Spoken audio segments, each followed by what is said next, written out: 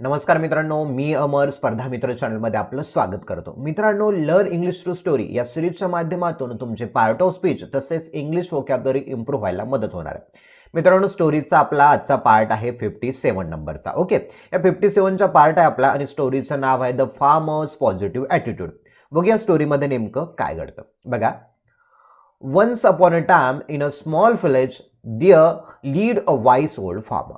बघा, once upon a time, once upon a टाइमचा अर्थ होतो एकेकाळी. इन हे प्रिपोजिशन इनचा अर्थ होतो मध्ये. अ स्मॉल विलेज. मित्रांनो, इथे पाहू शकता तुम्ही अचा वापर कशासाठी केलाय तर एखादी व्यक्ती किंवा वस्तू एक आहे म्हणजेच काय, whenever uses singular countable noun that time we have to use a or an article. Okay, तर अ स्मॉल विलेज म्हणजे एका छोट्या गावामध्ये एकेकाळी. There lived a wise old farmer. मित्रांनो, महत्वाचा रूल इथे लक्षात घेऊ शकता. हे जे वाईस आहे ना, ॲडजेक्टिव्ह आहे. मग ॲडजेक्टिव्ह समोर कधीही ए किंवा एनचा वापर केला जात नाही, परंतु ज्या वेळेला हे ॲडजेक्टिव्ह एखाद्या नामाबद्दल सांगत असेल तेव्हा त्याच्या समोर ए किंवा एनचा वापर केला जातो. मग हे वाईस नावाचं ॲडजेक्टिव्ह कुणाबद्दल सांगते ते या ओल्ड फार्मर बद्दल सांगते. मग या फार्मरसाठी अ येथे आलेला आहे. बघूया, पूर्ण वाचूया. वन्स अपॉन अ टाइम एकेकाळी, इन अ स्मॉल विलेज एका छोट्या गावामध्ये, there lived a wise old farmer. तेथे एक वाईस ज्ञानी असा वयोवृद्ध शेतकरी राहायचा. He had a beautiful horse that help him plough his field. मित्रांनो बघा, he had a beautiful horse म्हणजे एखादी गोष्ट भूतकाळामध्ये तुमच्या जवळ होती हे सांगण्यासाठी हॅडचा वापर करता. ओके, म्हणून ही हॅड अ ब्युटिफुल हॉर्स, त्याच्या जवळ एक सुंदर घोडा होता.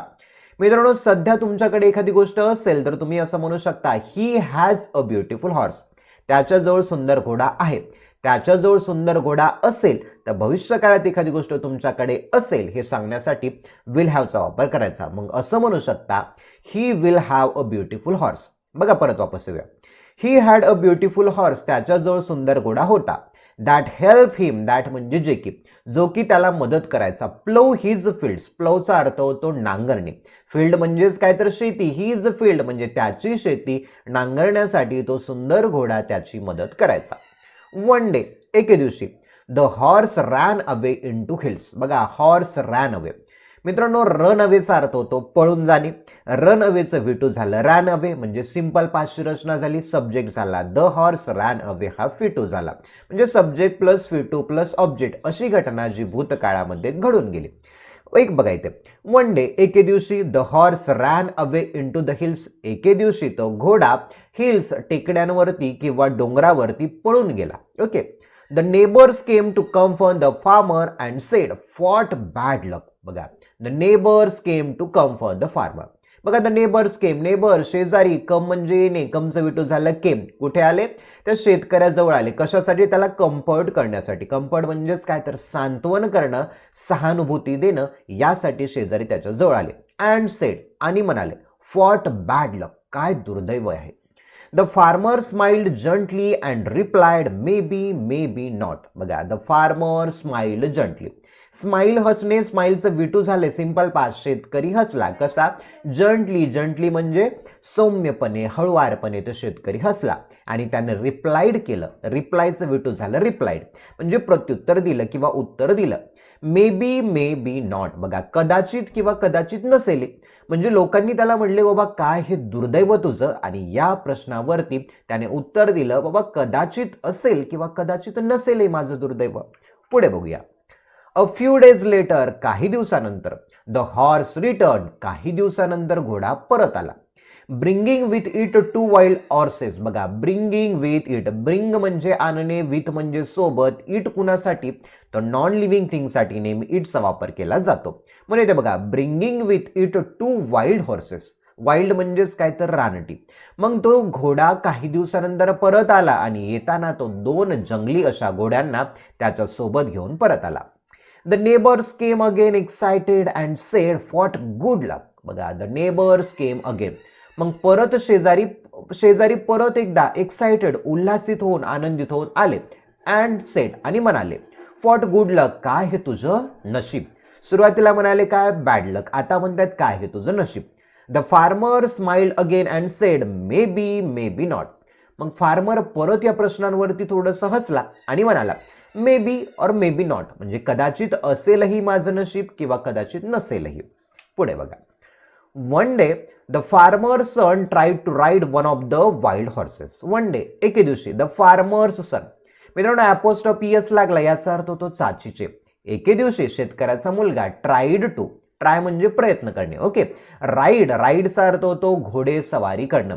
मित्रांनो टू नंतर नेहमी क्रियापदाचं पहिलं रूप म्हणजे फी1 वापरलं जातं. याला आपण इन्फिनिटिव्ह असं म्हणतो. याचा वापर नाऊन म्हणून केला जातो. येथे बघा, एके दिवशी शेतकऱ्याच्या मुलाने वाईल्ड हॉर्सेस, त्या जंगली घोड्यांवरती घोडे सवारी करण्याचा प्रयत्न केला, okay. The horse through him of and the boy broke his leg. The horse through him of, मित्रांनो थ्रो म्हणजे फेकणे, थ्रोचं भेटू झालं थ्रू, ओके. मग जंगली घोड्यांवरती घोडेसवारी करत असताना त्या घोड्यांनी त्याला फेकलं, थ्रू ऑफ केलं म्हणजे फेकलं. And the boy broke his leg.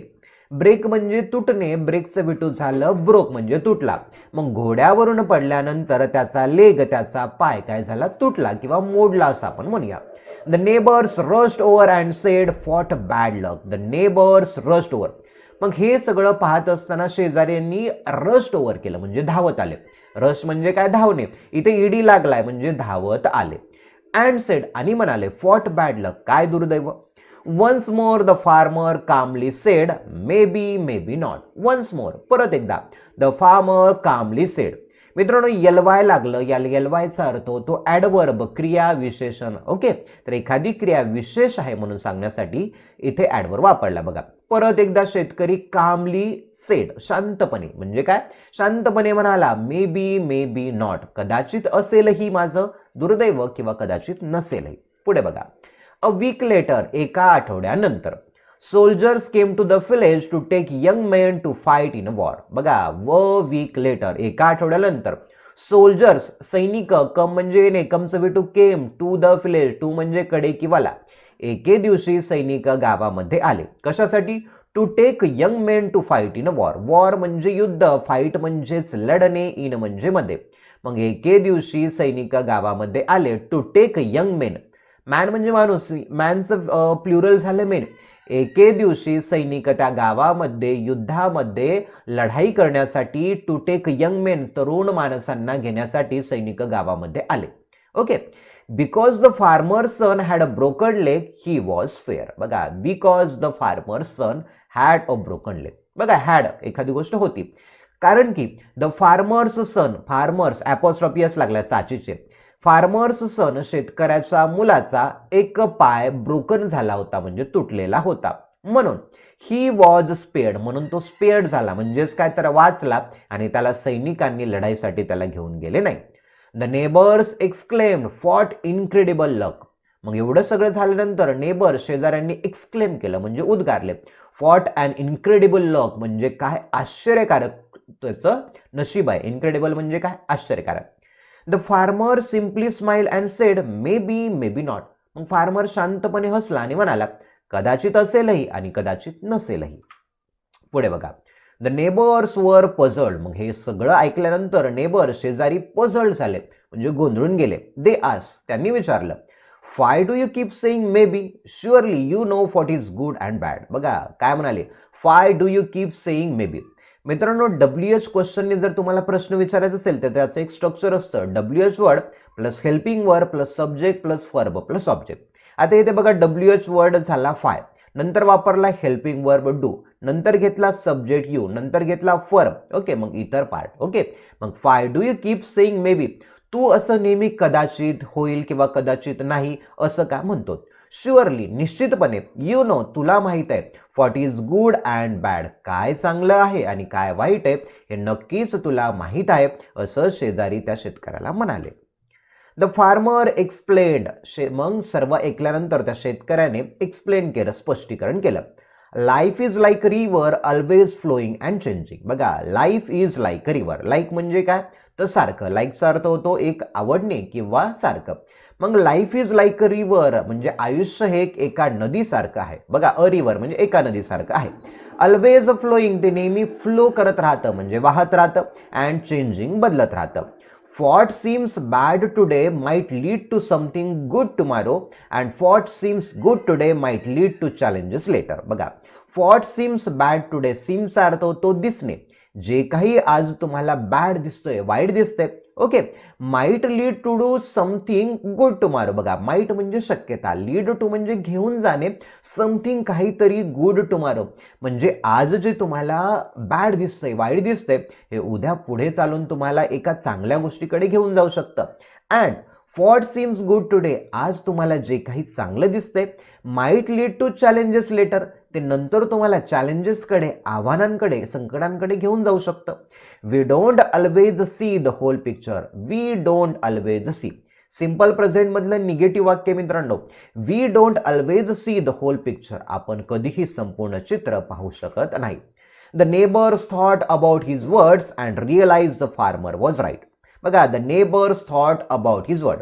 Think म्हणजे विचार करणे, थिंकचा विटू झाला थॉट म्हणजे विचार केला. ओके, मग शेजाऱ्यांनी विचार केला अबाउट हिज वर्ड, अबाउटच्या बद्दल, त्याच्या शब्दांबद्दल शेतकऱ्यांनी गावकऱ्यांनी विचार केला. अँड रिअलाइज, आणि त्यांना रिअलाइज झालं म्हणजे जाणवलं, त्यांच्या लक्षात आलं. द फार्मर वॉज राईट, तो शेतकरी काय बरोबर होता. तो नेहमी म्हणायचा may be, may be not. Okay, The story teaches us that life is full of surprises. The story teaches us. He story आपल्याला टीच करते, शिकवते. सिंपल प्रेझेंट असल्यामुळे टीच या फर्बला ईएस हा प्रत्यय लागलेला आहे. Okay, the story teaches us, ही स्टोरी आपल्याला शिकवते की life is full of surprises. आयुष्य हे पूर्ण आश्चर्याने भरलेलं आहे. We may not always understand why things happen. Okay, but if we stay calm and open-minded, we will find that every event, whether good or bad, is a part of a bigger journey. बघा, we may not always understand. मे म्हणजे शक्यता. Okay, मे नंतर सुद्धा नेहमी क्रियापदाचं पहिलं रूप वापरतात शक्यता दर्शवण्यासाठी. बघा, we may not always understand, नेहमी आपण समजू शकत नाहीत. ओके, why things happen, गोष्टी का घडतात. बट परंतु इफ वी स्टे काम, जर आपण काम राहिलं म्हणजेच काय, शांत राहिलं. स्टे म्हणजे राहणे. परंतु जर आपण शांत राहिलं, ओपन माइंडेड, खुल्या मनाने राहिलं, we will find that every event. We will find, simple फ्युचरची रचना आहे, subject plus shall will plus event. We will find that every event, आपल्याला हे सापडेल की एव्हरी इव्हेंट, प्रत्येक जो प्रसंग आहे, वेदर गुड ऑर बॅड. वेदरचा मित्रांनो वापर पर्याय किंवा निवड दर्शवण्यासाठी करतात. मग इथे निवड दर्शवली गुड ऑर बॅड. प्रत्येक असा प्रसंग जो की वाईट असेल किंवा चांगला असेल, is a part of a bigger journey. हा एक मोठ्या प्रवासाचा एक पार्ट असतो, भाग असतो. ओके, आता मोरल काय निघतं बघा. Things are not always as they seem. Things म्हणजे गोष्टी. Okay, things are not always as they seem. जशा त्या गोष्टी सीम दिसतात तशा त्या नसतात. Trust the process of life. विश्वास ठेवणं ही एक आयुष्याचा एक प्रोसेस आहे, प्रक्रिया आहे. And face every moment with a calm heart, म्हणजे शांत मनाने प्रत्येक परिस्थितीला तोंड देत राहा. ओके, तर मित्रांनो स्टोरी होती. स्टोरीमधले महत्वाचे वर्ड बघा. प्लवचा अर्थ होतो नांगर. फील्ड्स म्हणजे शेतजमीन किंवा कुरण. रन अवेचा विटू झाला रॅन अवे म्हणजे पळून गेले. हिल्सचा अर्थ होतो डोंगर किंवा टेकड्या. कम्फर्ट म्हणजे सांत्वन करणं. फॉट बॅड लक म्हणजे काय दुर्दैव आहे. जंटलीचा अर्थ होतो हळुवारपणे किंवा सौम्यपणे. अ फ्यू डेज लेटरचा अर्थ होतो काही दिवसानंतर. ब्रिंगिंगचा अर्थ होतो आणणे. वाईल्ड हॉर्सेसचा अर्थ होतो जंगली घोडे. एक्सायटेडचा अर्थ होतो उत्साह. फॉट गुड लकचा अर्थ होतो काय नशीब, काय चांगलं नशीब. राईडचा अर्थ होतो घोड्यावर स्वार होऊन रपेट करणे किंवा गाडीत बसून प्रवास करणे. थ्रो ऑफचा अर्थ होतो फेकणे. फॉट इनक्रेडिबल लकचा अर्थ होतो काय आश्चर्यकारक नशीब. रस्ट ओव्हरचा अर्थ होतो धावत आले. रश म्हणजे normal simple present. Okay, foetus वापरला. कामलीचा अर्थ होतो शांतपणे. स्पेअरचा अर्थ होतो वाचणे. स्पेअर हा रूट वर्ड आहे, ईडी लागलाय, फिटू झाला. एक्सक्लेम, एक्सक्लेम म्हणजे उद्गारणं. पझल म्हणजेच काय तर गोंधळून जाणं. एक्सप्लेनचा अर्थ होतो स्पष्ट करणे. सीमचा अर्थ होतो दिसते किंवा वाटतं. ओके, यस हा सफिक्स लागलाय. चॅलेंजेसचा अर्थ होतो आव्हान. थिंक, थॉट म्हणजे विचार करणे. रिअलाइज म्हणजे जाणवणे किंवा लक्षात येणं. सरप्राईज म्हणजे आश्चर्यानं. तर मित्रांनो सर्वात महत्त्वाची इन्फॉर्मेशन, आपला ऑनलाईन इंग्लिश स्पीकिंग कोर्स आहे. तुम्हाला जर जॉईन करायचं असेल तर कोर्ससाठी मित्रांनो महत्त्वाची इन्फॉर्मेशन. मित्रांनो कोर्स आपला 30 दिवसाचा लाईव्ह आणि रेकॉर्डेड दोन्ही स्वरूपाचे तुम्हाला लेक्चर मिळते. तुम्हाला रेकॉर्डेड हवे असतील या डिजिटल जे काही ॲपवरती रेकॉर्डेड मिळतील तुम्हाला. महत्त्वाचं वैशिष्ट्य काय तर English communication skill daily practice होणार आहे. व्होकॅब्युलरी बिल्डिंग दररोज तुमची व्होकॅब्युलरी क्लासमध्ये होणार आहे. बेसिक आणि ॲडव्हान्स इंग्लिश ग्रामरचे सर्व कन्सेप्ट त्यामध्ये होतील. Body language, presentation skill, practice exercise, प्रत्येक टॉपिकच्या प्रॅक्टिस एक्सरसाइज तुम्हाला आपल्या ॲपवरती मिळून जातील. ओके, तर मित्रांनो ग्रुप डिस्कशन सुद्धा दररोज आपण प्रत्येक टॉपिकवरती डिस्कस करणार आहोत. कोर्सची फीस आहे मित्रांनो 599 रुपये. अधिक माहिती हवी असेल तर 8208253845 या नंबरवरती कॉल करू शकता आणि डिजिटल JK अकॅडमी या ॲपवरती तुम्हाला आपला रेकॉर्डेड कोर्स मिळणार आहे. चला तर मित्रांनो येथेच थांबूया. Thank you for watching this video.